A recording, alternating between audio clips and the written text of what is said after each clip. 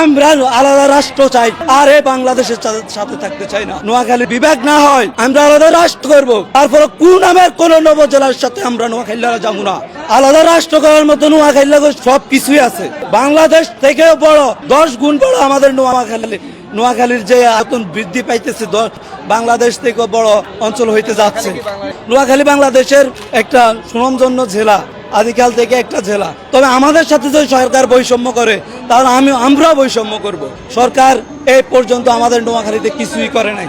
আমাদের বৃহত্তর নোয়াখালী একটা প্রাচীন জেলা, এ পর্যন্ত তারা আমাদের নোয়াখালীর জন্য বিন্দু পরিমাণ কিছু করে না। যতগুলো আপনি প্রাইভেট মেডিকেল কলেজ দেখবেন, যা দেখবেন সব প্রাইভেট, যতগুলো অবকাঠামো দেখবেন সব প্রাইভেট। সরকারে এখানে কিছুই করে নাই। আমাদের নোয়াখালীরা সবসময় বৈষম্য শিকার। আমরা এরকম বৈষম্য শিকার হইতে হইতে একদিন আওয়াজ তুলবো, আমরা আলাদা রাষ্ট্র চাই, আর এই বাংলাদেশের সাথে থাকতে চাই না। কারণ আমরা অবহেলিত, আমরা সবসময় কেন অবহেলিত হব? যে সরকারে আসছে সেই সরকার আমাদের নোয়াখালীতে কোনো উন্নয়ন কাজ করে নাই, তাহলে আমরা কেন এই যে দেশের আরেকটা জেলা থাকবো?